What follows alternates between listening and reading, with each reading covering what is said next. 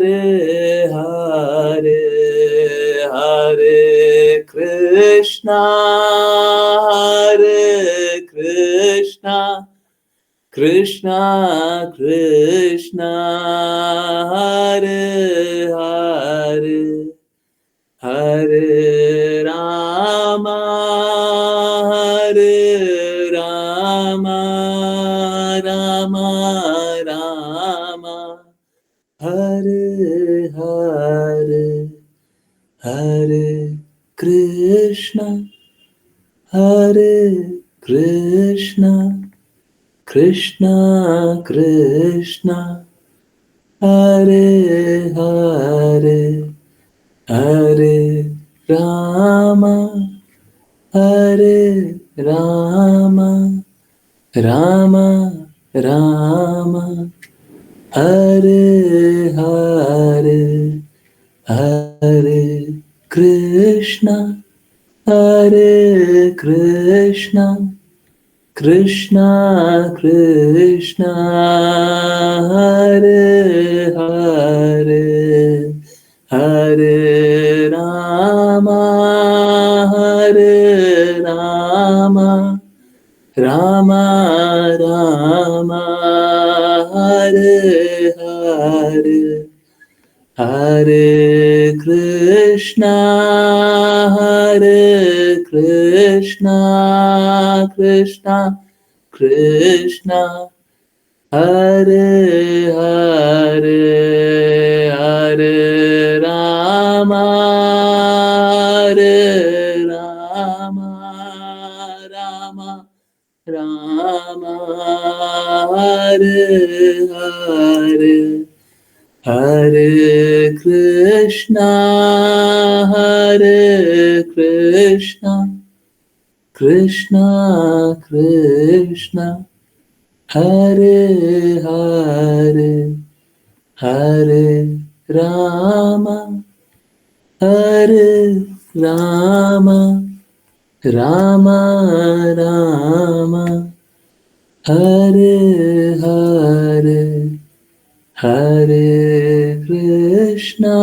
Hare Krishna Krishna Krishna Hare Hare Hare Rama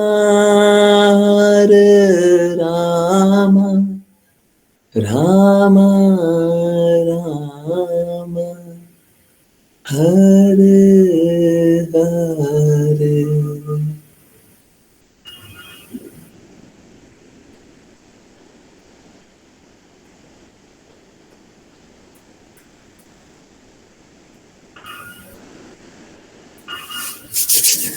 हरे Krishna everyone. बहुत बहुत धन्यवाद सभी का ज्वाइन करने के लिए, चैंट करने के लिए, सिंग करने के लिए। सभी आत्माओं का बहुत बहुत स्वागत है। चलिए वो स्टार्ट करते हैं।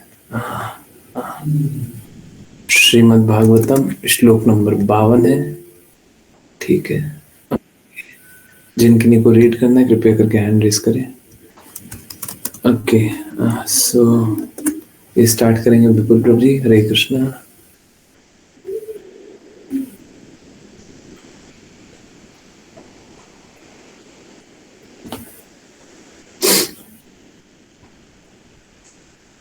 हरे कृष्णा जी।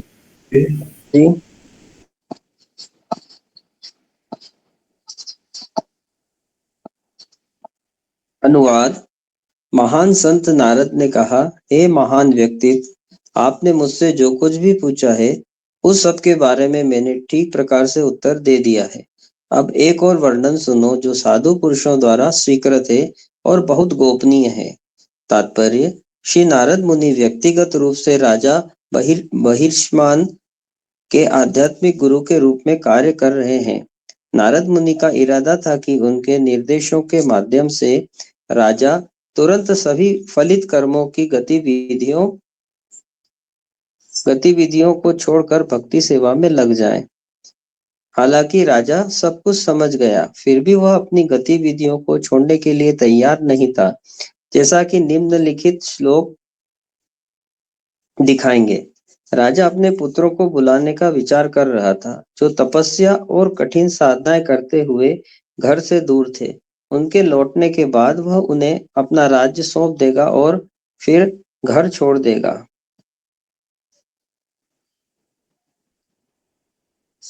यह अधिकांश लोगों की स्थिति है। वे एक विश्वसनीय आध्यात्मिक गुरु स्वीकार करते हैं और उनकी बात सुनते हैं, लेकिन जब आध्यात्मिक गुरु संकेत देता है कि उन्हें घर छोड़कर पूरी तरह से भक्ति सेवा में लग जाना चाहिए, तो वे हिचकिचाते हैं। आध्यात्मिक गुरु का कर्तव्य है कि वह शिष्य को तब तक निर्देश दे जब तक कि वह इस समझ पर न पहुंच जाए कि वह भौतिकवादी जीवन शैली फलित कर्म बिल्कुल भी लाभकारी नहीं है।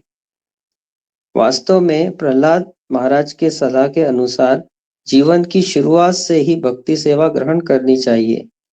कौमार आचरेत प्राज्ञो धर्मान भागवताम इह। भागवतम 7.6.1।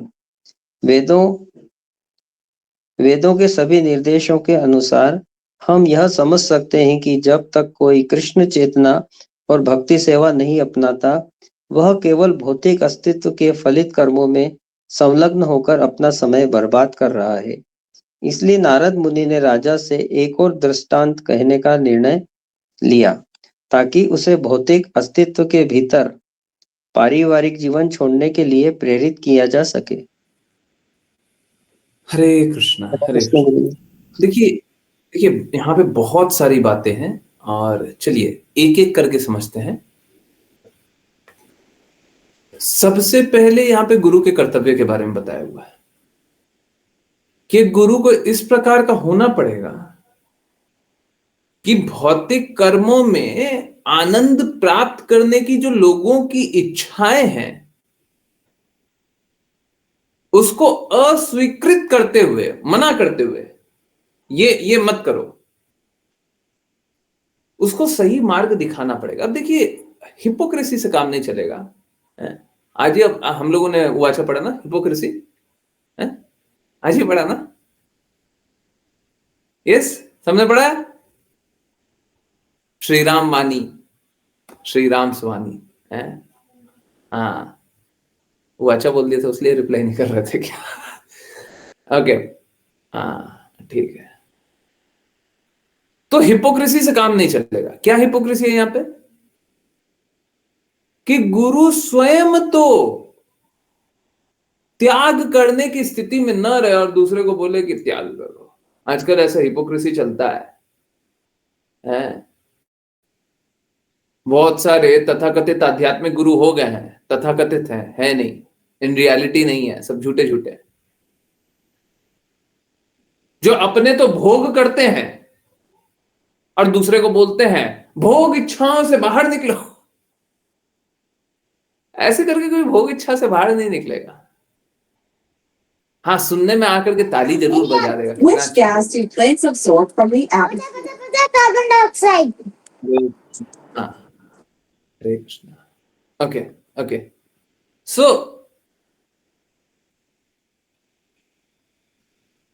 ऐसे करके कोई बुराइयों से बाहर नहीं निकलेगा। अगर कोई कितना ही अच्छा बोलता हो, परंतु जिसमें स्वयं में शुद्धि ना हो, वो दूसरे में शुद्धि नहीं ला सकता।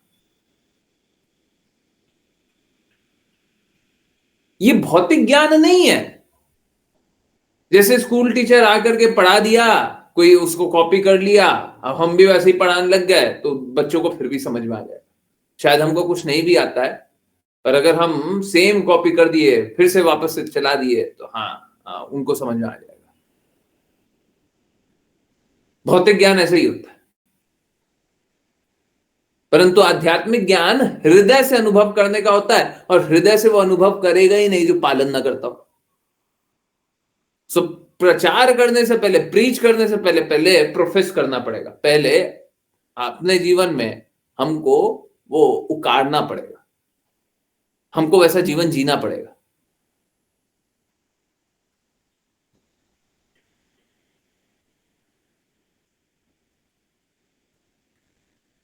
देखिए, एक गुरु का कर्तव्य क्या है?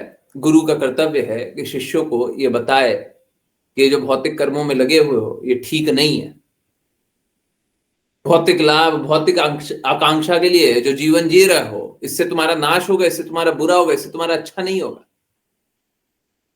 प्लीज समझिए, ये कोई ऐसी बात नहीं है कि मतलब हम कृष्णा की बात बोल रहे हैं, हम भगवान की बात बोल रहे हैं तो हम अपना एक एजेंडा चला रहे हैं। देखिए, अगर कोई सच में गुरु है तो वो दूसरे का हित चाहता, अपना हित नहीं चाहता। जो गुरु होता है वो दूसरे का हित चाहता है। गुरु जो होता है वो दूसरों को कष्ट से निकालने के लिए कार्य करता है, अपने आप को कष्ट से निकालने के लिए नहीं। सामान्य रूप से सब कोई कष्ट की अवस्था में फंसे हुए हैं और वो निकल नहीं पाते हैं। एक आध्यात्मिक गुरु के निर्देशन में वो इन कष्टों से निकलते हैं। गुरु का कार्य ही यही है कि आप ऐसा निर्देश दो कि बाकी लोग श्रवण करें और श्रवण करके वो अनुभव करे, हृदय में परिवर्तन लाए और परिवर्तन लाने के बाद गंदगियों को त्याग दे। अगर वो गंदगियों को त्यागने को तैयार नहीं है तो प्रचार करना बेकार है। हमारा प्रचार इसी प्रकार का होना चाहिए कि सब कोई गंदगियों को त्यागे। बहुत महत्वपूर्ण। देखिए, ये असलियत है, लोग गंदगियों को त्यागना अच्छा नहीं जानते। लोग गंदगियों को त्यागने में खुश नहीं होते। अभी मैं 5 PM पे किसी को बता रहा था, सुनने में बड़ा अच्छा लगता है परंतु ये बड़ा विरोधाभासी लगता है कि लोग गंदगी त्यागना ही नहीं चाहते, सच सुनना ही नहीं चाहता, झूठ में ही रहना चाहता है। ये सच। स्वाभाविक रूप से लोग हिपोक्रेट ही बना रहना चाहता है। हिपोक्रेट को हिंदी में क्या बोलते हैं? क्या बोलते हैं? आज ही तो आया था, पाखंडी। पाखंडी। लोग स्वाभाविक रूप से पाखंडी बना रहना चाहता है। इस जगत में यही स्थिति, झूठा जीवन जीना है। क्यों?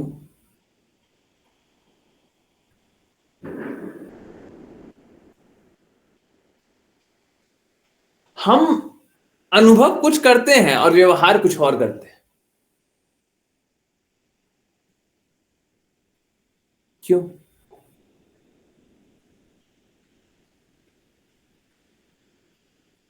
पर ये एक सत्य है कि ठीक है, हम इस प्रकार का जीवन जीना चाहते हैं और ये जीवन बहुत ही खराब है। गुरु का कार्य है कि ये समझाए कि इस प्रकार के भौतिक जीवन में कोई लाभ नहीं है। इस जगत में कोई आपका कितना भी हित करता हो,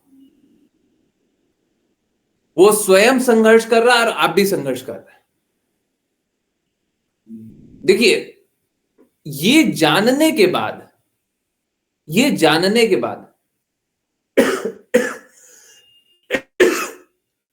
लोगों को घर परिवार नहीं छोड़ना है। लोगों को घर परिवार से अपना संबंध सुधार लेना है। पहले क्या हम समझते हैं? पहले हम समझते हैं मेरा बेटा, फिर हम समझते हैं, जब हम संबंध सुधार लेते हैं तो हम समझते हैं भगवान द्वारा प्रदान किया गया मुझ पे कृपा, जिसका संबंध मेरे बेटा है, जिसका संबंध मेरा बेटा है। परंतु किसने प्रदान किया? भगवान ने प्रदान किया। हमारा इस पुत्र से, इस संतान से डायरेक्ट संबंध नहीं है। ये पति से डायरेक्ट संबंध नहीं है। ये पिता से, ये पुत्र से सीधा संबंध नहीं है, कृष्णा से जुड़ा हुआ संबंध है।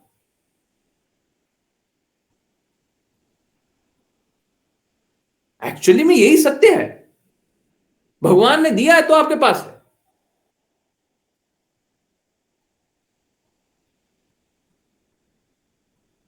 बहुत सारे बच्चे बहुत अलग अलग प्रकार के जन्म लेते हैं, और बहुत सारे बच्चे जन्म लेते समय ही मर जाते हैं। तो भगवान ने जो आपको दिया है वही आपके पास है ना। हो सकता है किसी ने वैसी पीड़ा भी कुछ देखी हो, कभी देखी हो, परंतु आपने कितना भी अच्छा चाह लिया, आपके चाहने से थोड़ी ना कुछ हो गया।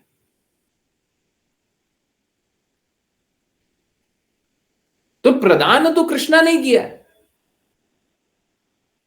आध्यात्मिक ज्ञान ये स्वीकार करना है कि कृष्णा ने प्रदान किया। जब हम ये बात स्वीकारेंगे तो हमारी आसक्ति पुत्र से, पिता से, पति से, भाई से, बहन से, चाचा से, दोस्त से, रिश्तेदार से कम होगी और कृष्णा से अधिक होगी। कृष्णा ना तो आपको ना आपके संबंधी को कभी छोड़ रहा है, हर पल वो आपके साथ परमात्मा रूप में सभी के हृदय में विद्यमान है, सभी के हृदय में है ना, सभी को मार्ग दिखा रहे हैं, एक पल भी साथ नहीं छोड़े, परंतु हम उनसे अपना संबंध नहीं जान रहे। पता ये कितनी गलत बात है।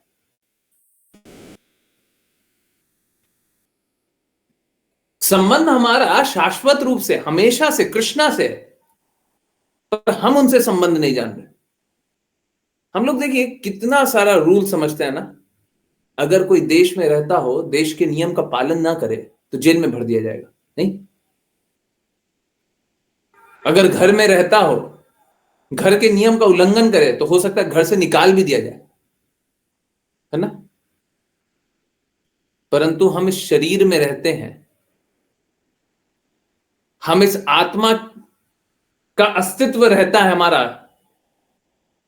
अस्तित्व ये आत्मा का है, परंतु आत्मा का जो संबंध है भगवान से वो हम नहीं जानना चाहते, भगवान की वाणी नहीं सुनना चाहते, और लोग फिर भी बहुत प्रसन्न रहना है। बताइए भगवान फिर भी कितना कृपा कर रहा है? सजा मिलनी चाहिए थी, वैसे मिलती ही है। भगवान सजा नहीं देते। जब हम भगवान का ज्ञान स्वीकार नहीं करते हैं तो स्वयं ही सजा पाते हैं। बहुत इंपॉर्टेंट बात है।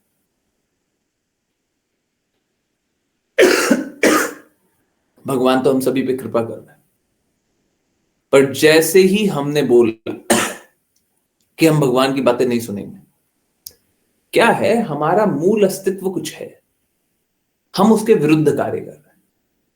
ये ठीक वैसा ही है, मैंने आज किसी को एग्जांपल दिया, ठीक वैसा ही है जैसे खुले भरी सर्दी में हम बोले हम टी शर्ट में घूमेंगे,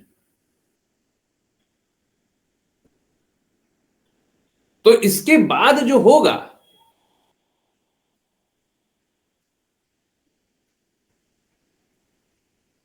उसका दायित्व आपके ऊपर है।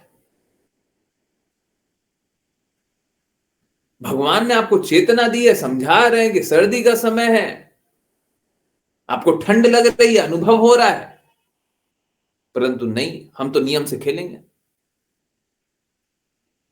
ठीक वैसा ही भगवान बोल रहे फलप्रद कार्य मत करो, भगवत गीता में एकदम साफ साफ बोल रहे हैं, नहीं हम तो करेंगे, हम तो फल के लिए काम करेंगे। अब देखिए जो भगवान का नियम है उसके विपरीत चलेंगे तो क्या होगा? फिर बोलते हैं कि देखो भगवान ने हमारे साथ बुरा कर दिया। भगवान ने बुरा नहीं किया, भगवान किसी के साथ बुरा नहीं करते। देखिए प्रकृति का एक नियम है और इस नियम का पालन सभी को करना है, जो पालन नहीं करेगा वो कष्ट भोगेगा।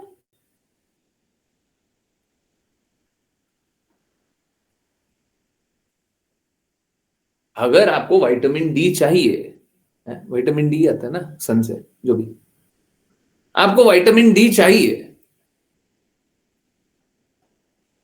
और आप बोले कि हमको घर के अंदर रहना है, तो देखिए फिर तो क्या है ना, फिर तो आप मूर्ख बनिए, फिर विटामिन डी मत लीजिएगा और फिर क्या कीजिएगा, फिर बोलिएगा हम बीमार हो गए, तबीयत खराब हो गया, फिर डॉक्टर के पास जाइएगा और विटामिन डी का वो लिक्विड आता है ना, लिक्विड आता है, गोली आता है, जो भी वो दे देंगे और फिर बोलेंगे ये दवाई खा लो।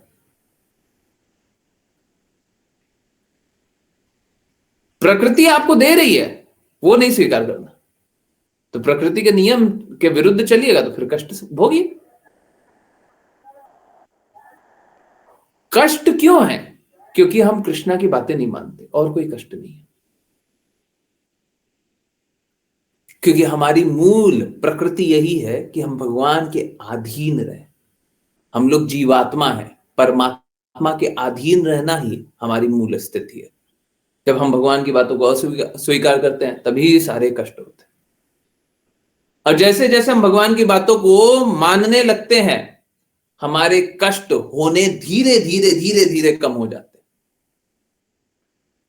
और जब कोई भी पूर्ण रूप से भगवान की बातों को मानता हो, आप लोगों ने देखा है ध्रुव महाराज, वो बिना फल खा करके भी जीवित। ऐसे बहुत सारे हम लोगों ने भी संत देखे हैं जो बहुत कम खा के, अल्पाहार करके या आहार को त्याग करके ही जीवित है, क्योंकि वो प्रकृति के अनुसार चल रहे। प्रकृति भगवान ने बनाई है, भगवान के नियमों को पालन करेंगे तो कोई भी किसी प्रकार का कष्ट नहीं सहेगा। ये तो बस खाने पे है, परंतु हम कुछ भी करें,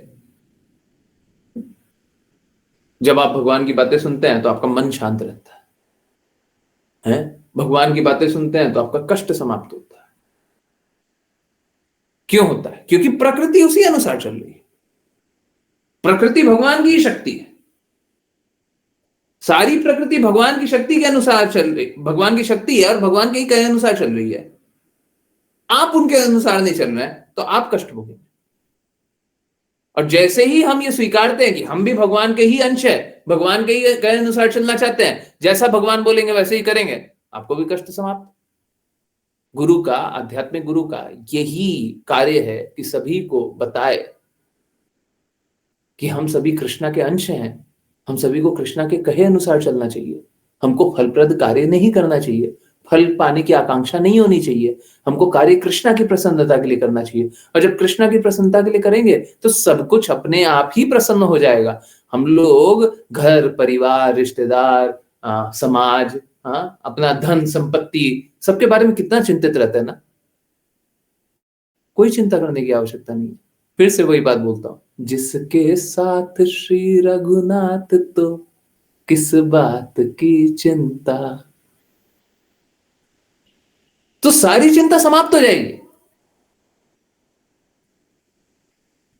परंतु हमको भगवान के कहे अनुसार चलने की आवश्यकता है, बस इतने है ना। तो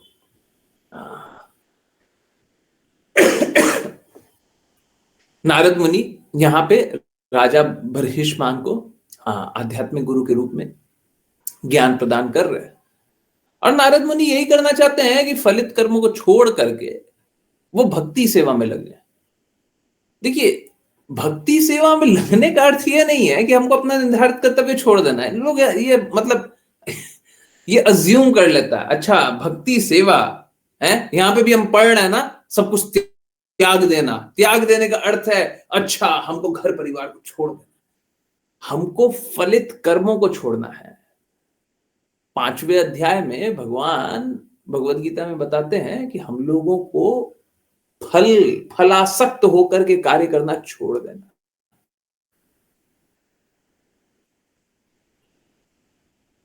फल की आसक्ति नहीं करनी है, और स्वतंत्र रूप से हमको अपने संबंधियों को संबंध नहीं जानना है, हमको कृष्णा के संबंध के रूप में सभी को जानना है और कृष्णा के लिए करना है। और कृष्णा एक्चुअली में भगवत गीता में 2 श्लोक में यही बात बोल रहा है। कृष्णा बोलते हैं जो कुछ करते हो, खाते हो, दान करते हो, यज्ञ करते हो, तपस्या करते हो, मेरे को अर्पित करते हुए करो। एक तो ये। दूसरा, कृष्णा बोलते हैं निर्धारित कर्तव्य भी करना है, भक्ति भी करना है, भक्ति में सेवा भी करनी है। और ये निर्धारित कर्तव्य करना भी भक्ति में सेवा है। ऐसी भक्ति वेदांत स्वामी श्रील प्रभुपाद भी यही बात बताते हैं कि जब हम लोग कृष्णा के लिए कार्य करते हैं तो भक्ति होती है।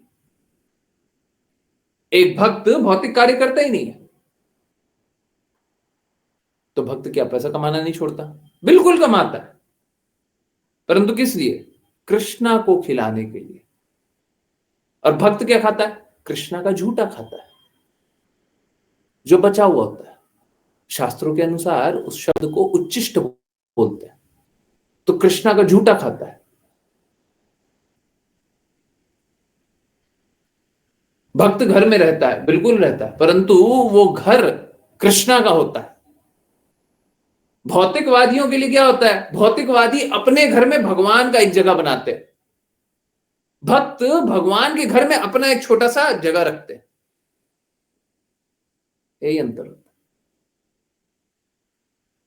भक्त रहना जीना खाना छोड़ देता है क्या? परिवार रिश्तेदार नाता सब छोड़ देता है क्या? हमको कुछ तोड़ने की आवश्यकता नहीं है, परंतु जो भी कृष्णा के विरुद्ध है सब छोड़ देंगे। अगर कृष्णा के विरुद्ध होगा हम सब छोड़ देंगे।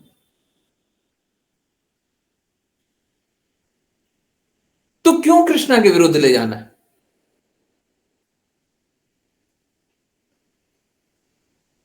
देखिए हम लोग क्या सोच रहे हैं, हम लोग सोच रहे हैं कि ये जो हमारा परिवार है, जैसे हम लोग जनरली कैसा समझते हैं ना, हम लोग समझते हैं मेरे पिताजी, मेरी माताजी, मेरा भाई, मेरा बहन, मेरी मेरी पत्नी, मेरा बच्चा। हम लोग सोचते हैं ये सारे लोग जो है ना हमको साथ चाहिए, परंतु हर पल ये साथ रहते हैं क्या? जब आपका आप इनका हित चाहते हैं तो आप इनका एलिवेशन क्यों नहीं चाहते? ऊंची स्थिति में ये चले जाएं, क्यों नहीं करते? क्या किया नहीं जा सकता? बिल्कुल किया जा सकता है, बहुत आसान है। वो भी अगर शुद्ध की वाणी सुनेंगे, शुद्धता से जीवन व्यापन करेंगे, तो शुद्ध लोग चले जाएंगे। वो भी शुद्ध लोग जाएंगे, फिर जन्म मृत्यु जरा व्याधि का चक्र में नहीं फंसेंगे, आप भी नहीं फंसेंगे। अरे देखिए अभी तो आपने संबंध बस ये शरीर तक जाना, शरीर का संबंध 20 30 40 50 60 70 साल का रहेगा, उससे अधिक का नहीं। अरे बहुत मान लिया 100 साल, 100 साल की जागृति रहती किसको है? कोई बात नहीं, फिर भी मान ही लिया, तो शरीर का संबंध तो इतना ही रहता है। परंतु अगर आप उन्हें भक्त बना दें तो आध्यात्मिक जगत चले जाएंगे, शाश्वत संबंध होगा आपका उनका हमेशा।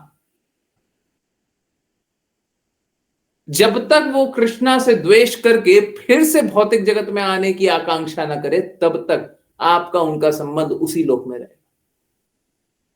तो अगर हितैषी हैं, सच में हितैषी हैं, तो क्यों नहीं उनको आध्यात्मिक जगत में ले जाने के लिए प्रयासरत होते हैं? अगर आप किसी का भी हित चाहते हैं तो क्यों नहीं भक्ति करते हैं? और क्यों नहीं दूसरे को भी शुद्ध भक्त बनाते हैं? क्यों नहीं आध्यात्मिक जगत जाते हैं? क्यों नहीं कष्टों से मुक्त होते हैं और कष्टों से मुक्त कराते हैं? है मुश्किल है, बहुत आसान है। सही की वाणी सुनिए, सही के प्रति समर्पित रहिए और चलते रहिए।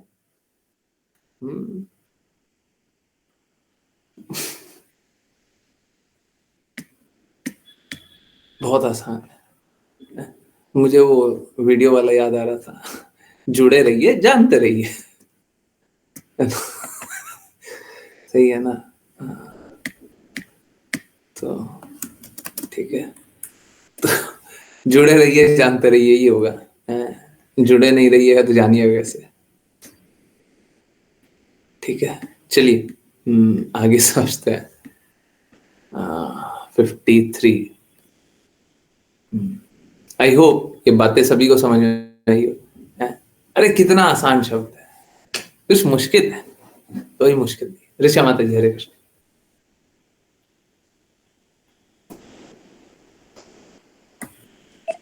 हरे कृष्ण गुरुजी।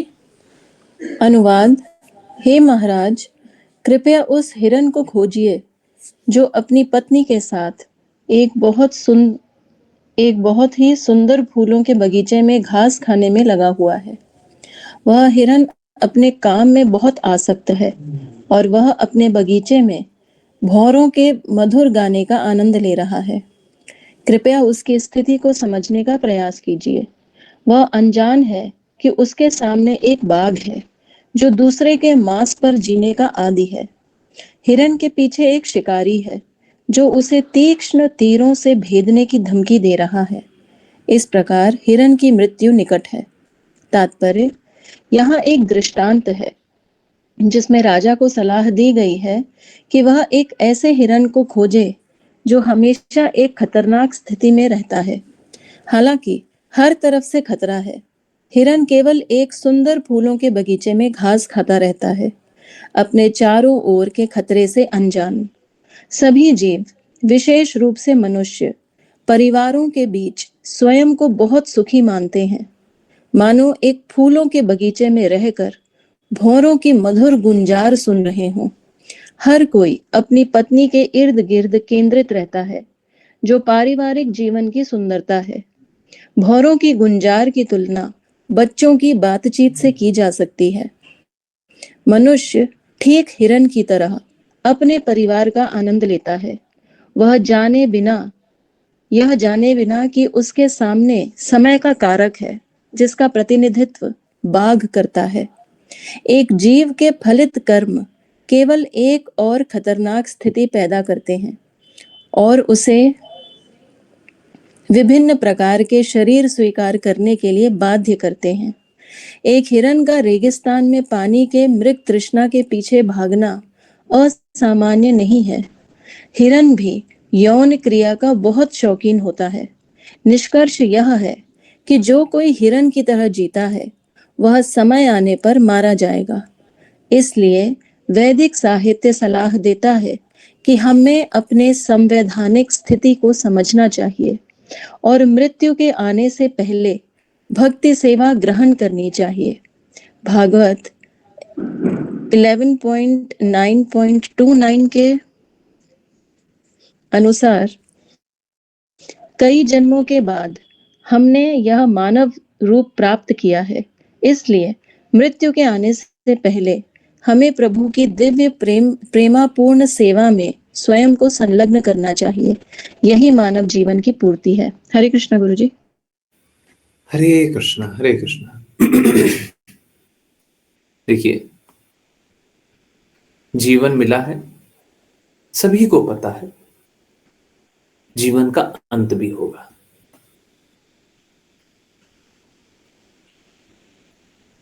देखिए, जैसे एक बच्चा होता है ना, कोई भी स्कूल में जाता है, कोई भी क्लास में रहता है,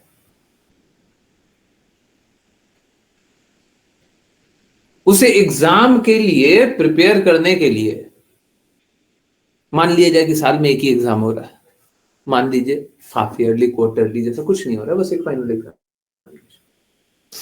ठीक है, अगर हाफ ईयरली, क्वार्टरली भी हो रहा है या फिर जो भी और हो रहा है, तो उसके लिए उतना ही होगा, परंतु एक साल ही के लिए मान रहे, फिर उसको एक निश्चित समय मिलता है, मान लीजिए एक साल। तो उसको मालूम होता है कि देखो, हम चाहे जैसे समय का उपयोग कर लें, पर एक साल बाद ये एग्जाम आने वाला है, और एक साल बाद एग्जाम आएगा, और अगर हम फेल हो गए तो हमारा पूरा एक साल बर्बाद हो जाएगा।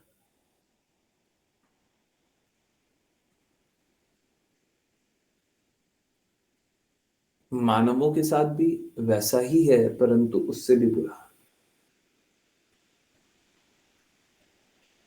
यहां पे बच्चों के साथ तो कैसा है ना, उनको एक साल का समय मिला है, तो इस समय बहुत है, और एक निश्चित समय। ऐसा नहीं होता कि फाइनल एग्जामिनेशन है क्लास 2 का, तो बोलेंगे कि नहीं नहीं, मार्च में एग्जाम होता है तो हम दिसंबर में एग्जाम ले लेंगे। ऐसा नहीं होगा। मार्च में एग्जाम होता है तो मार्च में होता है ना, ऐसे ही होता है ना। परंतु हमारे फाइनल एग्जामिनेशन का कोई पता नहीं। जीवन मिला है, मृत्यु भी आएगी, कब आएगी पता ही नहीं। प्रिपेयर कीजिएगा कैसे, सोच के देखिए, कितनी बड़ी विपत्ति है। आपको एक स्कूल में, क्लास में रख दिया गया है और पता नहीं कब फाइनल एग्जामिनेशन हो जाए। कभी भी साल के बीच में कभी भी हम फाइनल एग्जामिनेशन ले लेंगे। कितना विपरीत है ना, डिफिकल्ट है ना। है? अगर बच्चों के साथ ऐसा होने लग गया बड़ा परेशान हो जाएंगे एक दिन। परंतु हमारा जीवन ऐसा ही है। किसी एक दिन अचानक से पता चलेगा कि अभी बस फाइनल एग्जामिनेशन आने वाला है। तो क्यों नहीं प्रिपरेशन पहले ही कर लें, और प्रिपरेशन करके अभी कोई घाटा नहीं है। भौतिक जगत में प्रिपेयर करेंगे तो भूल जाते हैं, परंतु यहां पे अगर प्रिपेयर करने लग गए तो प्रेम में डूब जाते हैं। इससे अच्छा भी कुछ होगा क्या? यहां का एग्जामिनेशन की क्या तैयारी करना है? हृदय को प्रेम में भर देना। हमारा हृदय में द्वेष भरा हुआ है, दूसरों के लिए बुराई भरा हुआ है, गंदगी है, हमको वो सब निकाल देना है और हृदय में प्रेम भर लेना है। हमको अपने आप को बुरे गुणों से निकाल लेना है, अच्छे गुणों में भर लेना।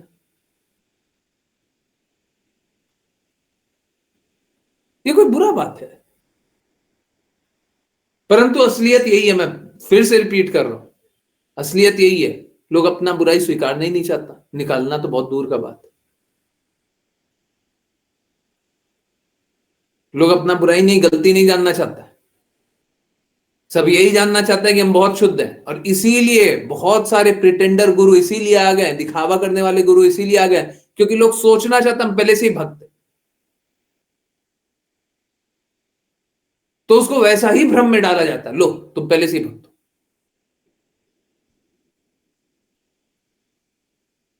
तो जो जानना चाहता है उसको ऐसे ही। इसी भक्ति वेदांत स्वामी श्रील प्रभुपाद से पूछा गया था ना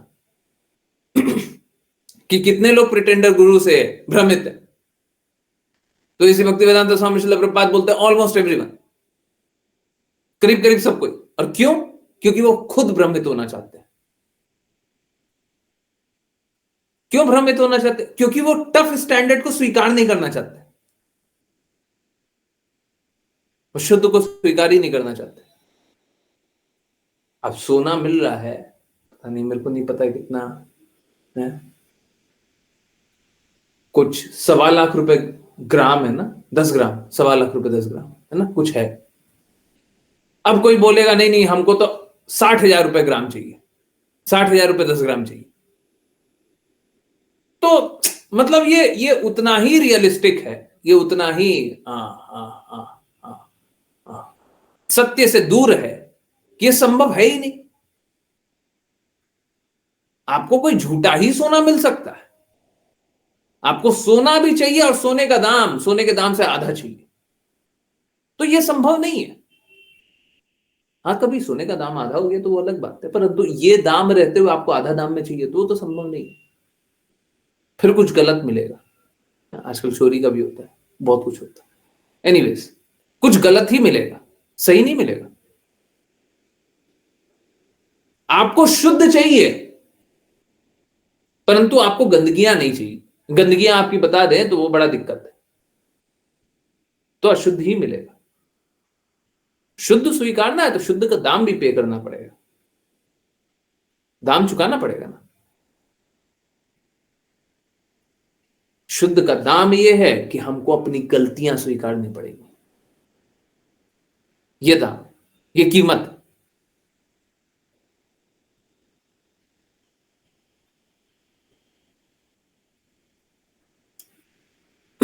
यहां पे येलो में हाईलाइटेड, इसलिए वैदिक साहित्य सलाह देता है कि हमें अपनी संवैधानिक स्थिति को समझना चाहिए और मृत्यु आने से पहले भक्ति सेवा ग्रहण करनी चाहिए।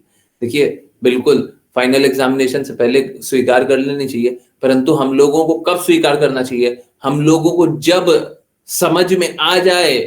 ये बहुत इंपॉर्टेंट बात है। इनफैक्ट ये शायद परसों के वाचा में आएगा, जो भी देखिएगा, पढ़िएगा। जिस पल समझ में आ जाए कि भगवान कृष्ण की बातें हमें परम शुद्ध बनाती, हमको एकदम दृढ़ प्रतिज्ञ हो जाना चाहिए कि हमको भगवान कृष्ण की बातें स्वीकारनी। और जिस पल समझ में आ जाए कि ये आध्यात्मिक गुरु भगवान कृष्ण की वाणी ही बोलता है या बोलते हैं, गुरु के लिए तो सम्मान रहेगा, बोलते हैं, तो हमको ऐसे गुरु की बातों को भी उसी पल स्वीकार कर लेना चाहिए, अगला पल बर्बाद नहीं करना चाहिए। हमको सर तभी झुका देना चाहिए।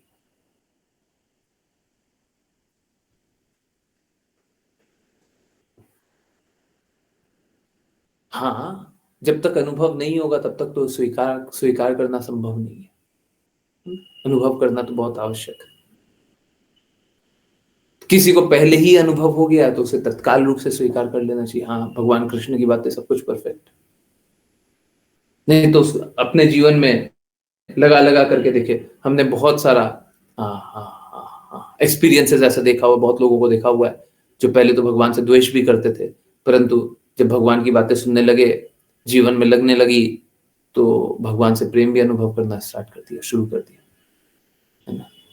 तो ठीक है, भगवान कृष्ण की बातों को सुनिए, सुनने के बाद अपने जीवन में लगाइए, जीवन में लगाने के बाद अपने आप को परिवर्तित होते हुए देखिए, और परिवर्तन होने के बाद उसे स्वीकारिए। जब आपका जीवन परिवर्तित हो रहा है, गंदगियों से निकल रहा है, तो अब स्वीकारिए, अब स्वीकारिए। अब आपको यह नहीं करना चाहिए, एक बार आपको अनुभव हो गया ना, ये कभी मत कर दीजिएगा, एक बार अनुभव हो गया ना, कभी ये मत बोलिएगा अब नहीं स्वीकारेंगे, ये ना करना, ये कभी मत कर दीजिएगा, सब बर्बाद हो जाएगा। भगवान सभी को बहुत ज्यादा अपॉर्चुनिटी देते हैं, बहुत अधिक अपॉर्चुनिटी देते हैं, आप आराम से समझो। समझ में आ गया? आ गया? एक बार स्वीकार्य हो जाए कि हाँ भगवान कृष्ण हम सभी से बहुत प्रेम करते हैं, अब कभी रास्ते को मत छोड़िएगा, अब कभी मत छोड़िएगा। और ठीक वैसे ही गुरु के लिए भी, एक बार पता चल गया ना ये गुरु शुद्ध है, तो फिर कभी रास्ता नहीं छोड़ते, क्योंकि ये एक बार रास्ता छोड़ दिया, देखिए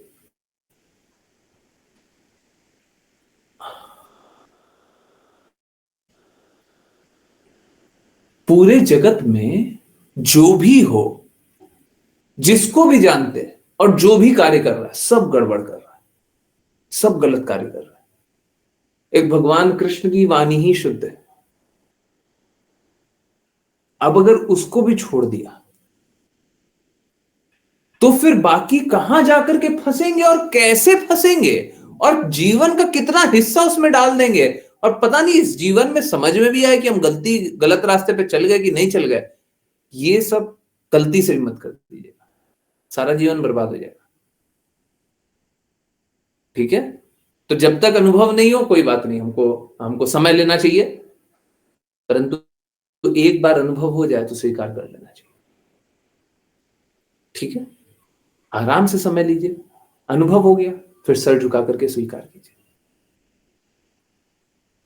ठीक है, ओके, सो यस, चलिए एक जीव को फलित कर्म हाँ, यहाँ पे बताया जा रहा था शेर वाला और हिरन, शेर हिरन और वो शिकारी के बारे में बताया जा रहा था। देखिए हम लोग हिरन के जैसे हैं। हिरन इंद्र तृप्ति करने में, इंद्रियों को आनंद प्राप्त करने में, इंद्रियों के लिए आनंद प्राप्त करने में बहुत अच्छा लगता है हिरन को, परंतु एक तरफ तो समय काल शेर बन के खड़ा हुआ है कि वो तो खाएगा ही खाएगा, और दूसरी तरफ कोई शिकारी है। अब हिरन शिकारी से तो बच सकता है परंतु काल से नहीं बच सकता।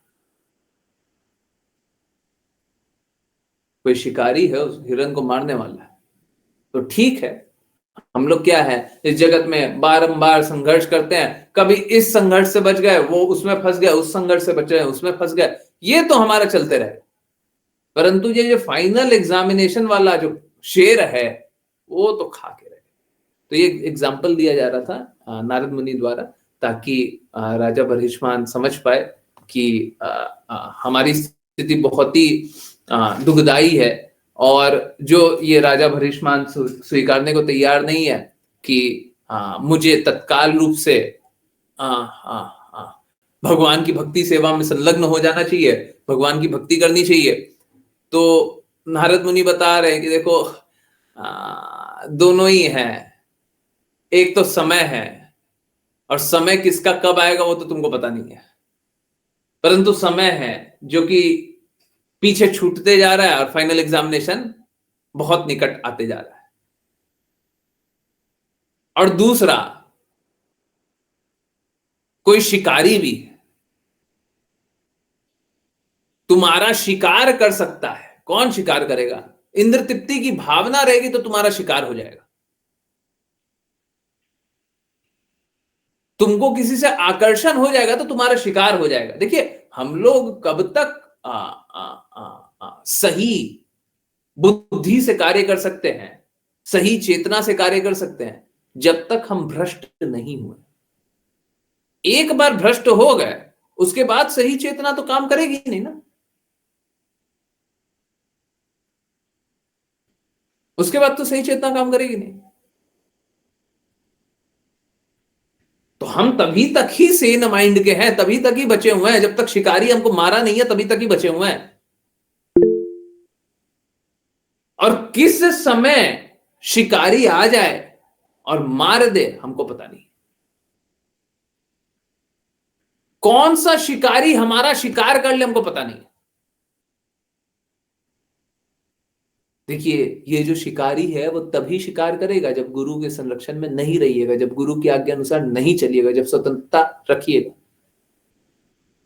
जब अपनी स्वतंत्रता त्याग ही दी है, तो हमको प्रोटेक्शन मिल जाता है, रक्षण मिल जाता है। किसका? गुरु के शब्दों का, गुरु के आदेशों का। क्योंकि गुरु के शब्द आध्यात्मिक होते हैं। हम हर पल आध्यात्मिक कार्य कर रहे हैं, भौतिक कार्य हमको छू नहीं पाता। हम हमेशा ही आध्यात्मिक कार्य कर रहे हैं। कृष्णा जो भगवत गीता में बोलते हैं, सदैव मेरा चिंतन करो, सदैव मुझे नमस्कार करो, सदैव मेरी भक्ति करो, वो कर रहे हैं। क्योंकि गुरु हमेशा हमको आध्यात्मिक कार्य में ही लगाते हैं।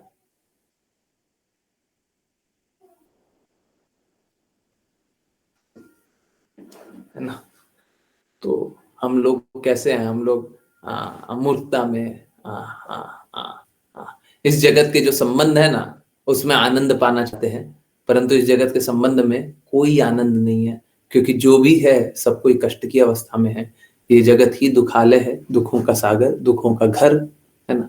और दुखों का घर होने के कारण सब कोई कष्ट ही में है। जब कष्ट में है तो आनंद कहाँ से मिलेगा? यही प्रॉब्लम है। चलिए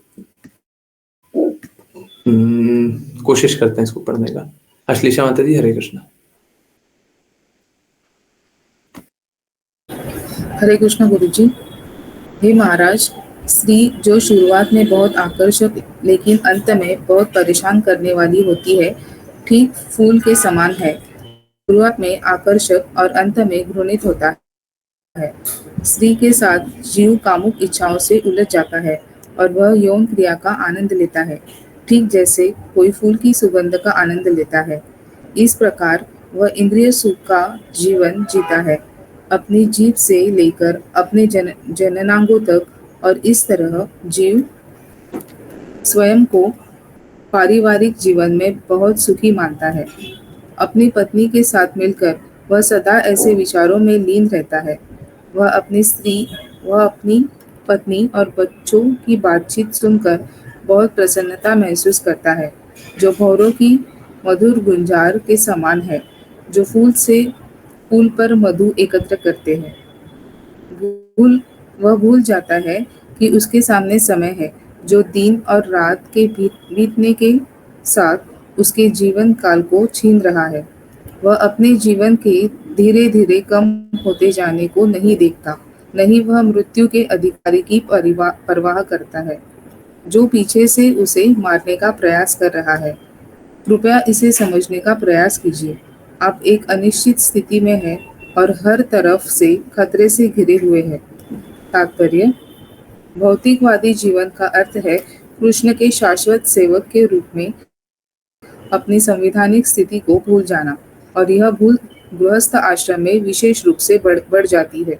गृहस्थ आश्रम में एक युवक एक विवाह पत्नी स्वीकार करता है, जो शुरुआत में बहुत सुंदर होती है, लेकिन समय के साथ कई बच्चों को जन्म देने और बूढ़ी होती जाने के बाद वह पूरे परिवार को बनाए रखने के लिए पति से कई चीजों की मांग करती है।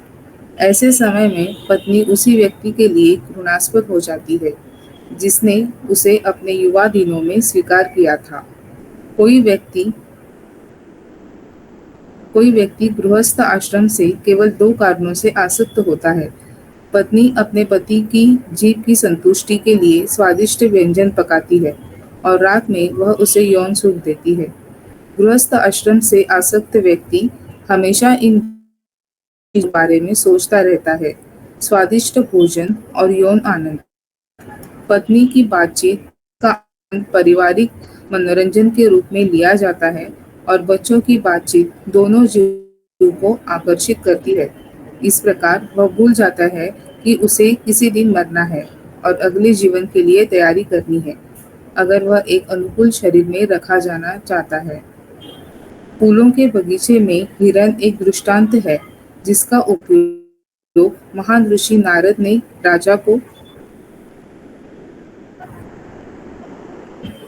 राजा को यह दिखाने के लिए किया कि राजा स्वयं भी ऐसे ही परिवेश में फंसा हुआ है। वास्तव में हर कोई ऐसे ही पारिवारिक जीवन से घिरा हुआ है जो उसे गुमराह करता है। इस प्रकार जीव भूल जाता है कि उसे घर भगवत धाम वापस लौटना है। वह केवल पारिवारिक जीवन में उलझा रहता है। इसीलिए प्रहलाद महाराज ने संकेत दिया है, पारिवारिक जीवन को एक अंधा कुआं माना जाता है जिसमें कोई व्यक्ति बिना सहायता के गिरकर मर जाता है। प्रहलाद महाराज सलाह देते हैं कि जब तक किसी की इंद्रियां है और वह पर्याप्त शक्तिशाली है, उसे गृहस्थ आश्रम छोड़कर प्रभु के चरण कमलों की शरण लेनी चाहिए, वृंदावन के वन में जाना चाहिए।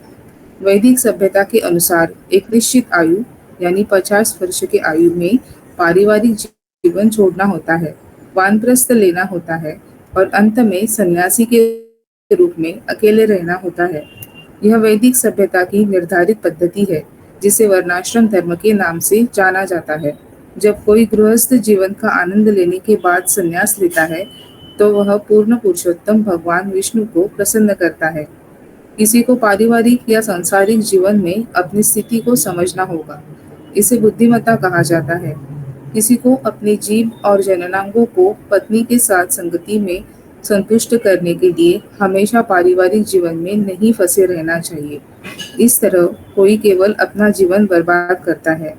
वैदिक सभ्यता के अनुसार एक निश्चित स्तर पर जबरदस्ती भी परिवार छोड़ना अनिवार्य है। दुर्भाग्य से वैदिक जीवन के तथाकथित अनुयायी जीवन के अंत में भी मृत्यु द्वारा मजबूर किए जाने तक अपना परिवार नहीं छोड़ते। सामाजिक व्यवस्था में पूर्ण सुधार होना चाहिए और समाज को वैदिक सिद्धांतों यानी 4 वर्णों और 4 आश्रमों में वापस लौटना चाहिए। हरे कृष्ण गुरुजी। हरे कृष्णा, हरे कृष्णा। मालूम है क्या, लोग बोलते हैं कि हम शास्त्रों को खुद से पढ़ लेंगे, हम भगवत गीता पढ़ रहे हैं, हम श्रीमद् भागवतम पढ़ रहे हैं, हम चैतन्य चैतामृत पढ़ रहे हैं। मैं ऑनेस्टली पूछ रहा हूं, क्या आप ये पढ़ करके ये बात को समझ पाएंगे कि हमको एक्चुअली में इस कली काल में रहते हुए जब हम वर्णाश्रम धर्म का पालन भी नहीं कर पा रहे हैं, हमको करना क्या है? पढ़ करके समझ में आ रहा है? देखिए, समझिए, चैतन्य महाप्रभु ने क्या आदेश दिया है? चैतन्य महाप्रभु ने आदेश दिया है, जहां रहते हो वहीं रहो और क्या करो, वहीं पे भगवान कृष्ण की भक्ति में सेवा करते रहो। जो स्थान में रहते हो वहीं पे रहो। अब हो क्या गया है, कोई अगर वर्णाश्रम धर्म का पालन करने का प्रयास भी करता है तो क्या वो कर पाएगा? वानप्रस्थ, क्या अब वो कोई वन बचे हैं क्या? आजकल की मॉडर्न सोसाइटी में वो वन बचे हैं क्या, जिस वन में जाकर के रहते थे? जहां पे मैं हूं उसे भी वृंदावन बोला जाता है, ये भी एक वन है। 12 वन। परंतु क्या अब यहां पे भक्ति भक्ति सेवा वैसे जैसे वन में रह करके की जाती थी वैसे होता है? जैसे कुटिया में रहा जाता था वैसे रहा जा रहा है।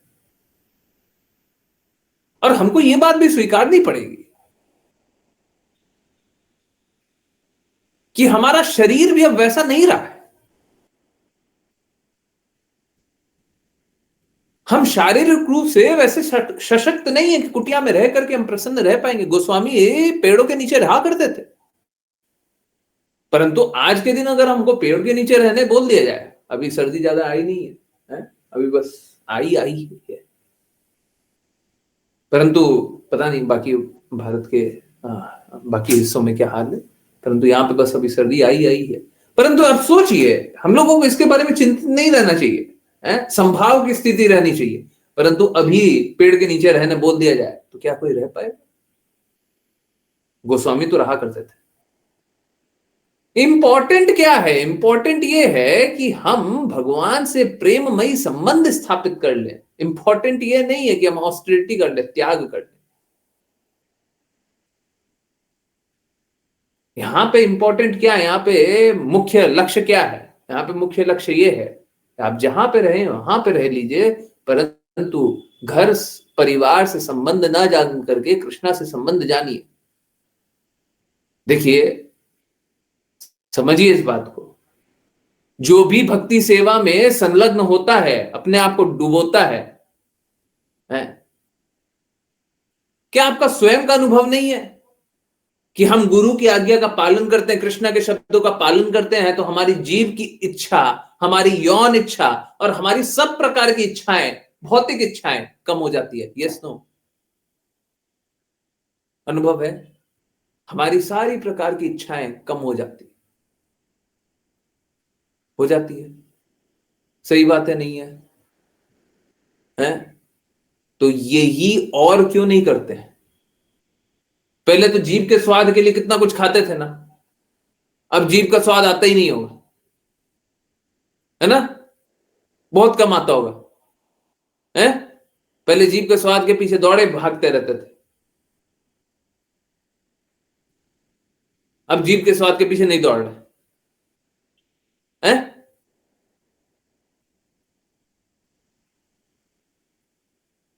तो ये जब हम जिस स्थान पे हैं उसी स्थान पे रह करके हम ये कर सकते हैं,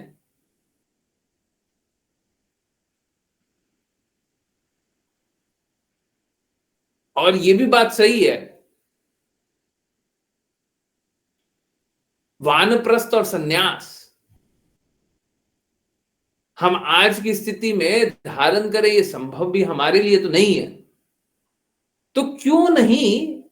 इसी भक्ति वेदांत स्वामी श्रील प्रभुपाद ने यही बताया, और मैं इसीलिए बोलता हूं इसी भक्ति वेदांत स्वामी श्रील प्रभुपाद के शब्द पूर्ण रूप से परफेक्ट। आप कहीं से कोई एक छोटा सा ऐसा नहीं अपवाद नहीं निकाल पाएंगे कि अरे ये तो बस लिखा हुआ है, ये प्रैक्टिकल नहीं है। वही प्रैक्टिकल है, जो बोला गया वही प्रैक्टिकल है। देखिए, हम लोगों का धर्म तो यही है, वर्णाश्रम धर्म। हम सभी सनातन धर्म के ही हैं, 4 वर्ण 4 आश्रम, हम लोगों का यही धर्म है। परंतु हम लोगों को स्वीकारना चाहिए कि हम धर्म का पालन नहीं कर रहे हैं, और जब धर्म का पालन नहीं कर रहे तो फिर क्या करना पड़ेगा? फिर वही करना पड़ेगा जो कृष्ण ने भगवत गीता में बोला है, सर्वधर्मान परित्यज्य, सभी धर्मों का परित्याग करो और क्या करो? मेरे शरणागत हो जाओ। और कृष्ण क्या बोलते हैं? अहम तो आम सर्व पापेभ्यो, मैं तुमको सभी पापों से मुक्ति करूंगा। मां सुचा, सोचो मत, समय बर्बाद मत करो। ये समय बर्बाद करते करते सब बर्बाद हो जाएगा, जीवन निकल जाएगा। तत्काल प्रभाव से ये कार्य करो, अभी से करो, है ना? हम लोगों को अभी से ही भगवान कृष्ण की कही गई बातों के प्रति पूर्ण रूप से समर्पित होकर के अपने जीवन को लगा देना चाहिए। ये सब इच्छाओं में अगर हम हैं भी तो भी क्या करना चाहिए, तो भी हमको गुरु की आज्ञा अनुसार पालन करें, धीरे धीरे सारी बुराइयों से मुक्त हो जाएंगे। परंतु कोई भी गुरु की बातों का पालन ना करे, शुद्ध भक्तों की बातों का पालन ना करे, वैष्णवों की बातों का पालन ना करे, अपने आप को कष्टों से निकालना चाहे, वो बस एक कल्पना ही करेगा, झूठा कल्पना। ठीक है, कृपया करके कल्पना के जीवन में नहीं रहिए, शुद्ध जीवन में रहिए। चलिए अब करते हैं वैष्णव प्रणाम मंत्र। फिर किन्हीं की कहीं से भी कोई भी कैसे भी जिज्ञासाएं होंगी, हैंड रेज कीजिए, अनम्यूट कीजिए, चैट में लिखिए। चलिए, जिन किन्हीं को वैष्णव प्रणाम मंत्र करना है कृपया करके हैंड रेज करें। ओके, ऋचा माता जी, हरे कृष्ण।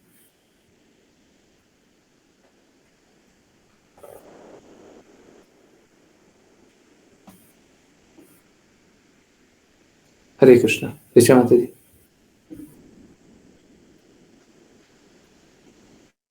ओके, अश्लेषा माता जी। चुनियम जी जी, हरे कृष्ण। हरे कृष्ण।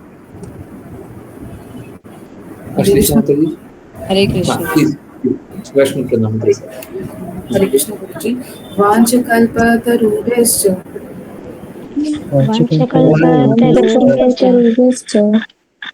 कृपासिन्धुभ्यैव च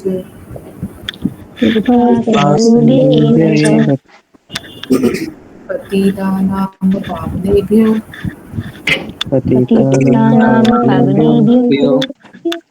वैष्णवेभ्यो नमो नमः। अनंत कोटि वैष्णव वृंद की जय। His Divine Grace इसी भक्ति वेदांत स्वामी श्रील प्रभुपाद की श्रील भक्ति सिद्धांत सरस्वती ठाकुर गौर किशोर दास बाबू जी, भक्ति विनोद ठाकुर, जगन्नाथ दास बाबू जी, नामाचार्य श्रील हरिदास ठाकुर की जय। श्री रूप सनातन भट्ट रघुनाथ जीव गोपाल भट्टदास रघुनाथ की जय। जय। श्री कृष्ण चैतन्य प्रभु नित्यानंद श्री अद्वैत गदाधर श्री गौर भक्त वृंद की जय। गंगा माई यमुना माई वृंद देवी तुलसी महारानी पुरी द्वारका वृंदावन धाम की जय।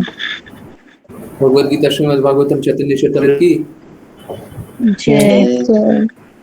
सभी भक्तों की जय।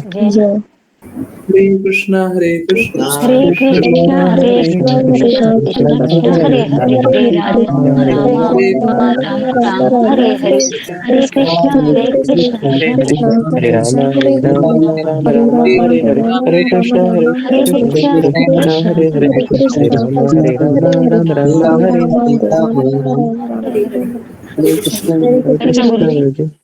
हरे कृष्ण।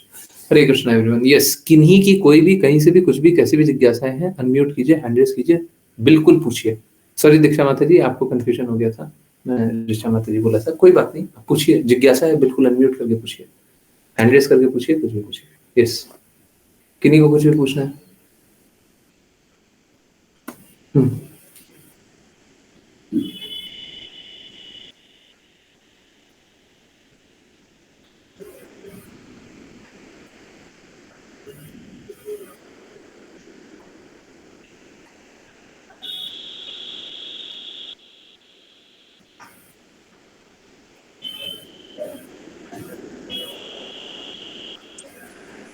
हरे कृष्ण प्रभु जी। हरे कृष्णा हरे कृष्णा। हरे कृष्णा मुझे मुझे मुझे ये पूछना था कि जैसे जो बच्चे हैं आजकल के, वो बहुत ज्यादा शॉर्ट टेम्पर्ड, बात बात पे गुस्सा करना, उनकी बात नहीं सुने तो मतलब बहुत जोर से चिल्लाना, ये सब बहुत ज्यादा हो रहा है। तो इसको कंट्रोल करने के लिए हम एज अ पेरेंट्स क्या कर सकते हैं? क्योंकि जो पेरेंटिंग हमने देखी थी, मतलब जो पेरेंट्स हमारे पेरेंट्स ने जो हमें पेरेंटिंग दी, उसमें ये सब था ही नहीं जो आज हम फेस कर रहे हैं। सही बात। तो इसके लिए हमें क्या करना चाहिए? क्योंकि पेशेंस तो बहुत मतलब धीरे धीरे आ रहा है हमारे अंदर, क्योंकि हमारे बच्चे ऐसे हैं कि वो लाना ही पड़ेगा हमें अपने अंदर पेशेंस। लेकिन उसके संग हम और क्या कर सकते हैं कि जिससे बच्चे को भी शांत किया जा सकते हो, खुद के मन को भी शांत किया जा सके? उल्टा करना पड़ेगा, बच्चों को ठीक करना पड़ेगा। देखिए प्रॉब्लम कैसा है ना, प्लीज आप बुरा मत मानिए, मतलब मेरा क्या है, मेरे को थोड़ा कड़वा बोलना पड़ता है। आज के दिन में देखिए, मैं आपके लिए नहीं बोल रहा, आप किसी भी माता पिता को देखिए, छोटा सा बच्चा होता है, सबसे पहले क्या दिलाने ले जाते हैं? चिप्स दिलाएंगे, कोल्ड ड्रिंक दिलाएंगे, आइसक्रीम खिलाएंगे। आप लोगों को ऐसा नहीं किया जाता था। आप लोगों के लिए आइसक्रीम वॉज अ लग्जरी, है ना, बड़े परिवारों में भी। और कभी इस प्रकार की उल्टी सीधी चीजें नहीं खिलाते थे। सही बात है ना, हेल्थ के लिए जो अच्छा नहीं होगा वो नहीं खिलाएंगे। अब आप समझिए, भगवत गीता के अनुसार ये क्या है? ये रजोगुणी खाना है। अब रजोगुणी खाना होगा तो वो चीखेंगे, चिल्लाएंगे। आप क्या कर रहे हैं? उन्हें खाना ही वैसा दे रहे हैं, आहार जैसा दे रहे हैं। हम लोगों ने बहुत बार सुना है, जैसा खाएंगे वैसा बनेंगे, है ना। तो हम क्या कर रहे हैं? उनको वैसा ही खिला रहे हैं। दूसरा क्या, हम लोग एनवायरमेंट भी उनको वैसे ही दे रहे हैं, वातावरण वैसे ही दे रहा है। आपको वातावरण ना, कोई कितना ही बड़े परिवार में है, मतलब आज से 50 साल 100 साल पुरानी बात बोल रहा हूं मैं, कोई कितने ही बड़े परिवार में भी जन्म लिया, वो बहुत ही शांत तरीके से रहता था। आज चीखना चिल्लाना अलाउड नहीं था। आजकल माता पिता क्या कर रहे हैं? आजकल के माता पिता आप देखिए, जब बच्चा दूसरे को डांट देता है, किसी गलत को ही डांट देता है, तो माता पिता बहुत अप्रिशिएट करते हैं, देखो कितना समझदार हो गया। परंतु आपको, या फिर आपको, आप पिछले जनरेशन को देखिए, आपको बोलने का भी अधिकार नहीं होता था। माता पिता डांट देते थे, तुम कैसे बोल दी, हमको बोला था, हम बोलेंगे, तुम मत बोलो, है ना, यही होता था ना। आजकल हम लोग गलत वैल्यू सिस्टम ही डाल रहे हैं उनमें, तो फिर क्या निकलेगा? फिर क्या कोई अच्छा करेगा क्या? एक्चुअली में प्रॉब्लम, हम लोग उन लोगों को बहुत ही गलत व्यवहार में स्थित कर रहे हैं, हम कर रहे हैं। ठीक है, तो अब हमको क्या करना पड़ेगा? हम उनको धीरे धीरे, ये एक दिन का बात तो नहीं होगा, धीरे धीरे उनको सही व्यवहार में लाना पड़ेगा। सबसे पहले क्या कीजिए? सबसे पहले कृष्णा को जो भी अर्पित है ना, पहले कृष्णा को कुछ भी बनाते हैं तो कृष्णा को खिलाइए, और कृष्णा को खिलाने के बाद खिलाइए। ठीक है, इससे क्या होगा? इससे चेतना बहुत बदल जाएगी। बहुत लोगों का अनुभव है, बहुत लोगों का खुद का अनुभव है कि हमने बस प्रसाद उनको खिलाया, कृष्णा को अर्पित। देखिए, सब कुछ जो भी बना है, सब कुछ कृष्णा को खिलाइए। ठीक है, अगर ऐसा कर पा रहे हैं, आई डोंट नो आपका क्या है, नॉनवेज नहीं खाते? नहीं खाते? वेजिटेरियन है। वेजिटेरियन है, प्याज लहसुन खाते होंगे? प्याज लहसुन, हाँ प्याज लहसुन तो खाते हैं। हाँ, कोशिश कीजिए, देखिए प्याज लहसुन का भी कोशिश कीजिए कि धीरे धीरे कम कीजिए। देखिए समझिए बात को, प्याज लहसुन हमारी चेतना के लिए अच्छा नहीं है, ये भी हमें उत्तेजित ही करता है। ठीक है, और पर गुरुजी जैसे, मतलब मैं आपको, हाँ दो बातें मतलब मैं बताती हूँ आपको। जैसे मेरे बच्चे एक तो बाहर का कुछ भी नहीं खाते हैं, मतलब मेरी बेटी ने तो आज तक cold drink, pizza, burger, chowmein कुछ भी, राधे राधे राधे राधे, हरे कृष्ण करो, हरे कृष्ण। तो इसने आज तक मतलब ये सब चीजें टेस्ट भी नहीं करी है बाहर की। तो माता जी एक बात बताऊं, अभी आप चेक कर लीजिए, मेरे पास सबका टेस्ट होता है, चेक कर लीजिए, इनके जो सहपाठी होंगे या इनके एज के या इनके फ्रेंड सर्कल होंगे, उनसे ये बहुत अच्छी होगी, गुण में उनसे तो बहुत अच्छी होगी। बिल्कुल, देख लीजिए, मेरे पास टेस्ट तैयार है।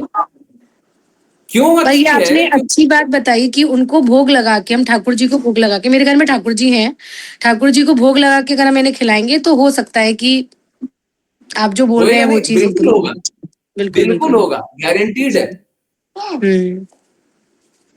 गारंटीड है। क्योंकि क्या होता है समझिए, देखिए भगवत गीता के अनुसार बता रहा हूं, अगर हम एक पत्ता भी तोड़ते ना, पेड़ पे एक पत्ता है, वो तोड़ रहे हैं, तो हमने पाप कर्म किया है।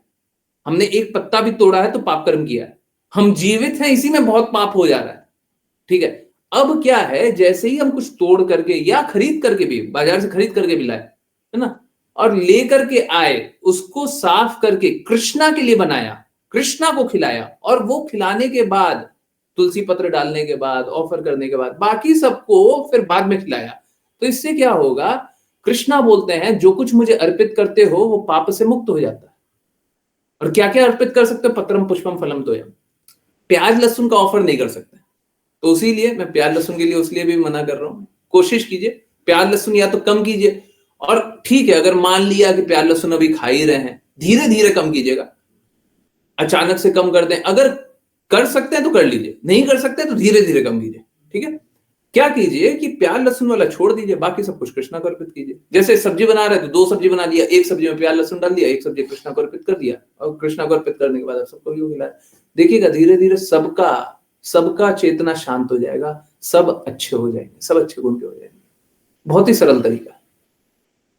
बाकी सारा तरीका में तो और एफर्ट लगेगा, ये तो बड़ा सरल है। कृष्णा को अर्पित कीजिए, कृष्णा को प्रेम से, प्रेम और भक्ति के साथ खिलाइए, सब बदलेगा। ठीक है, ये तो बड़ा सरल है, ये तो होगा ही होगा। ठीक है, और कोई जिज्ञासा?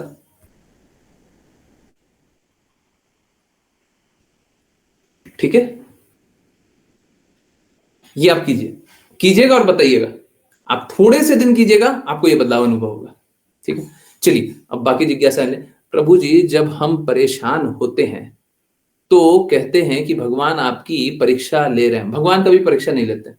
ओके, क्या सच में होता है कि भगवान परीक्षा लेते? नहीं लेते। मार्गदर्शन कीजिए। देखिए क्या होता है, ये सब देखिए, हम लोग भक्ति करने जा रहे हैं ना, तो कैसा होता है, हमारा जीवन तो शाश्वत है। हम लोग जीव हैं, है ना? और हम लोग कब से हैं? हमेशा से थे, हमेशा हैं, हमेशा रहेंगे। हम लोगों ने पिछले जन्मों में बहुत सारे पाप कर्म कर रखे हैं, है ना? और कृष्णा के शरणागत होने से जन्म जन्मांतर के पाप कर्म निकलते हैं। परंतु जैसे ही हम इस प्रयास में आगे बढ़ते हैं कि हमको अपने पाप कर्म काटने हैं, खत्म करने हैं, तो हमारा टेस्ट भगवान नहीं लेते, हमारा टेस्ट ये प्रकृति लेती है। कृष्णा की शक्ति प्रकृति लेती है। क्या कि सच में तुम निकलना चाहते हो क्या? वो क्या करेगी, वो अलग अलग तरीके से टेस्ट लेगी। वो आपको विपरीत परिस्थिति दे देगी, आदि दैविक, आदि भौतिक, आध्यात्मिक रूप से कष्ट देगी। दूसरा, आपको क्या करेगी, आपको लालच देगी। भौतिक लाभ लोगे, उसको बोलते हैं आओ तुम्हें चांद पे ले जाएं। माया देवी ऐसे नशा दिलाती है। क्या आपको अनुभव कराएगी, अरे ये सब क्या कर रहे हो, इसमें तो बड़ा कष्ट है, आनंद तो वहां पे है, देखो डिस्को डांस कर रहा है, लोग नाच रहा है, जोर से कूद रहा है, खुश है, वो दिख रहा है खुश, सब डिप्रेशन में भरा हुआ। तो कैसा है, हमको माया देवी इस प्रकार से अनुभव कराएंगी कि नहीं, खुशी तो कहीं और है। ठीक है, तो हमको इस प्रकार से दोनों कष्ट अनुभव होता है। परंतु ये कष्ट हमारे कर्मों के कटने का, गंदगी के कटने का, मलिनता के कटने का। जब हमको भगवान से प्रेम जागृत हो जाता है, उसके बाद तो हमको किसी का परवाह नहीं होता, हमको किसी का कोई दिक्कत नहीं होता, और कभी भगवान हमारी परीक्षा नहीं ले रहा है। भगवान तो हमसे प्रेम करता है। प्रेम करने वाले कैसे परीक्षा लेंगे? हैं? जो हमसे सदैव प्रेम कर रहे हैं, जो हमारा एक पल भी साथ नहीं छोड़ रहे, क्या परीक्षा लेंगे वो? हैं? वो तो हमारा हमेशा हित चाहते हैं, आंतरिक रूप से हमको गाइड कर रहे हैं, बाहरी रूप से गुरु प्रदान कर दे रहे हैं, शास्त्र दे रहे हैं। हमने किया ही क्या है ये सब प्राप्त करने के लिए, फिर भी हमको दे रहा है ना। तो भगवान कष्ट नहीं दे रहा है, ये कष्ट सब हमारे, है ना? हम अपने ही कष्टों को काट रहे हैं। ठीक है, इट्स ओके, काट लेते हैं, है ना? बाकी लोग कष्ट में और भी कष्टों में जीना चाहता है। देखिए अभी जैसे अभी माता जी को बताया, अभी क्या होगा, अभी प्रसाद बनाते हुए, अभी सपोज करें माता जी नहीं करती होंगी, परंतु सपोज करें डेली प्याज लहसुन खा रहे, माता जी ने बोला भी कि नहीं खाते, परंतु एक बार मान लीजिए ना डेली खा रहे, तो क्या होगा, असुविधा होगा, थोड़ा सा कष्ट लगेगा।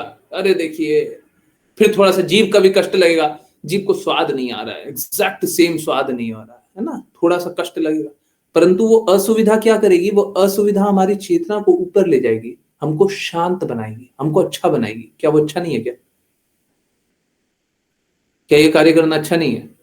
असुविधा हो रही है तो वो हमारे अच्छे के लिए है ना, तो करना चाहिए, है? करना चाहिए। ठीक है, तो कोई बात नहीं, असुविधा थोड़ी थोड़ी हो रही है तो हम लोग तो कैसा है, हम लोग बहुत बहुत बहुत असुविधा लेने के लिए तैयार हैं, अच्छा कर्म करने के लिए, है? तो थोड़ी सी असुविधा हो जाए तो कोई बुरी बात नहीं है। थैंक यू सो मच प्रभु जी, आज क्लियर हो गया। थैंक यू सो मच प्रभु जी। अब तक भ्रम में था कि भगवान परीक्षा ले रहे हैं, शायद भगवान परीक्षा नहीं लेते हैं, ये हमारे कर्मों का ही प्रभाव है। ठीक है, भौतिक जगत वाले लोगों ने इस प्रकार का प्रपंच बना रखा है, बोलते हैं भगवान परीक्षा ले रहे हैं, भगवान की परीक्षा लेंगे। ठीक है, यस। किन्हीं और की जिज्ञासा?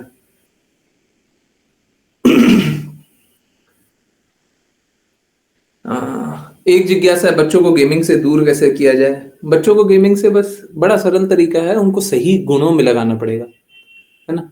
देखिए, सबके पास दिन में 24 घंटे है ना। अगर 24 घंटों में हम अच्छे अच्छे कार्यों में अपने आप को लगा लेंगे तो बुरे बुरे कार्यों में नहीं लगेंगे। बड़ा सरल सा बात है। बुरे कार्यों में क्यों लगे हुए? क्योंकि अच्छे कार्यों में नहीं लगे हुए।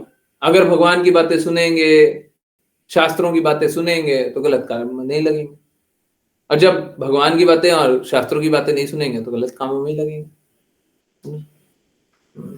ठीक है।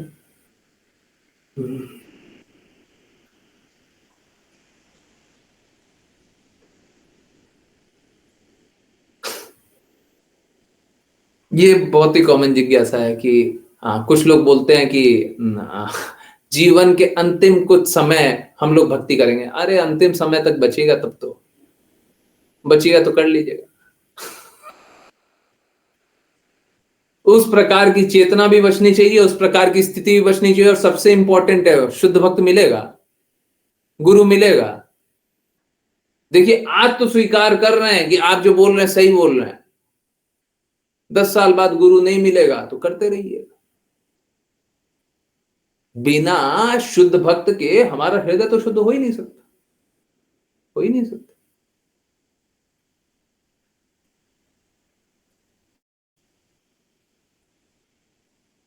ऐसी भक्ति वेदांत स्वामी श्रील प्रभुपाद 50 वर्षों पहले शरीर त्याग दिए हैं। 2027 में 50 वर्ष हो जाएंगे। 50 वर्षों पहले शरीर त्याग दिया। अब आप सोचिए, तब से अभी तक बहुत सारे लोगों को तो उनकी भगवत गीता नहीं मिली है।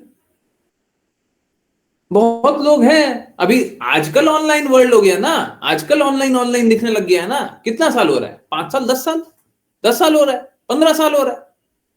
15 साल पहले तक तो पता ही नहीं था कि क्या गड़बड़ चल रहा है, ओरिजिनल क्या है, क्या गड़बड़ हुआ, किसी को कुछ पता ही नहीं था।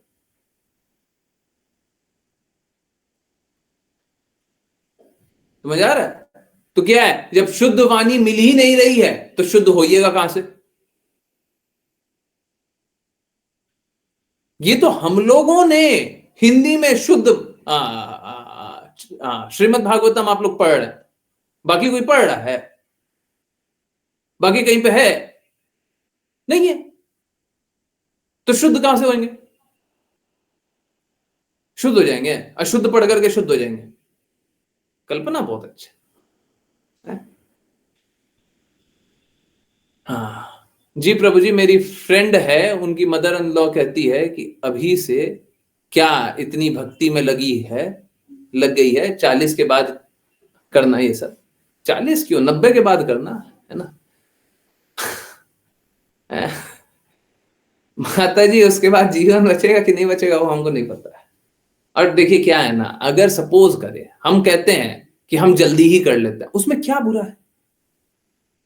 कुछ अच्छा काम है, जल्दी कर लेते हैं ना। है? कोई भी अच्छा काम है अभी नहीं कर सकते हैं क्या? अच्छा काम है तो बाजी में करना है, बुरा काम है तो अभी कर ले।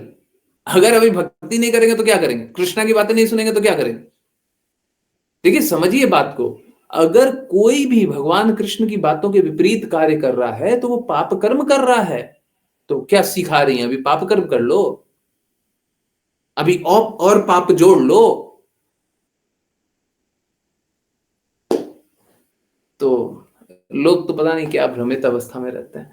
देखिए, भगवान की ही बातें हमको शुद्ध बना सकती है, और कोई नहीं, और कोई नहीं, है ना।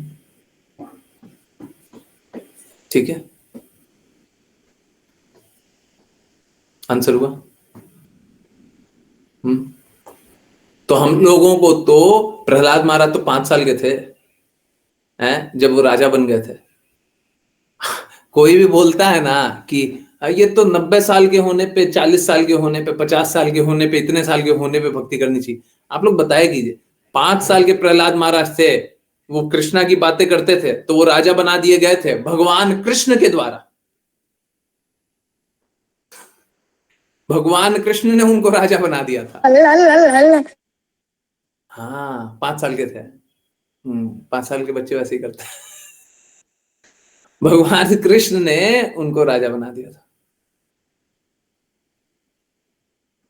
ठीक है, तो जीवन बहुत छोटा है। यस।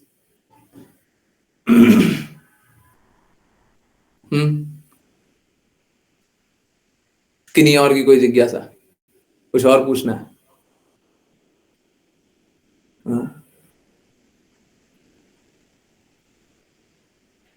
प्रभु जी हरे कृष्णा।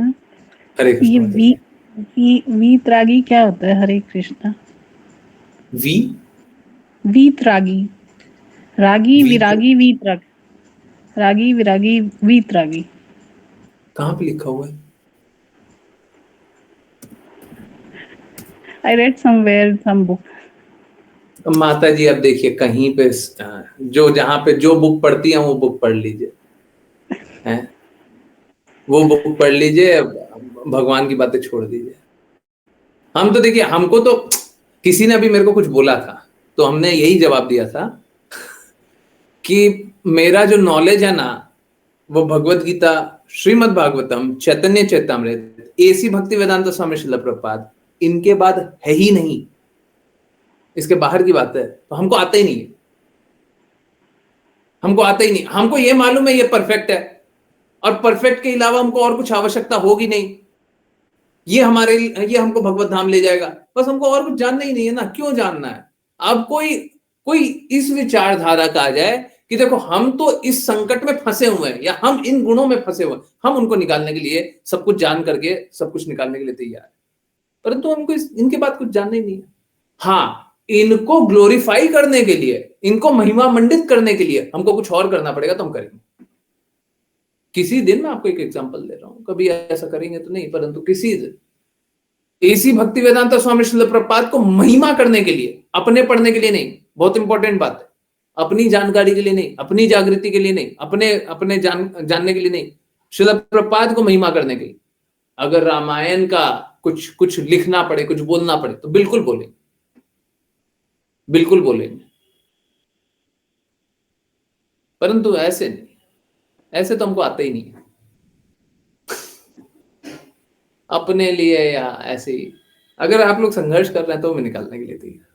कोई ऐसे बोले देखिए हम तो इस विचारधारा में फंसे हुए हैं, हमको तो यही सही लगता है, ठीक है अब निकाल लेंगे। अब बताइए क्या क्या। छोड़िए, आप तो एक कॉन्सेप्ट के बारे में बता रही है। कोई अगर बता दे कि हम इस पाखंडी कोई है जिनकी बातों में हम फंसे हुए हैं, मैंने तो कितने लोगों को निकाला हुआ है। देखिए प्रॉब्लम कैसा होता है ना, लोग शुद्ध सुनना नहीं चाहते, बस यही गड़बड़ है। हम सही बता देंगे फिर भी सही के प्रति समर्पण नहीं करेंगे। हम क्या करें? हम उसमें फिर कुछ नहीं कर सकते। सही मार्ग बता देंगे।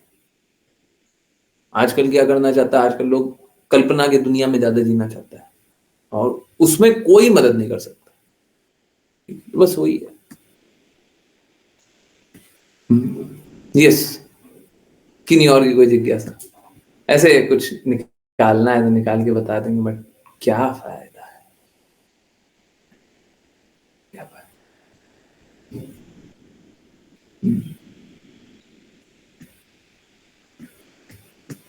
किन्हीं और की कोई जिज्ञासा है?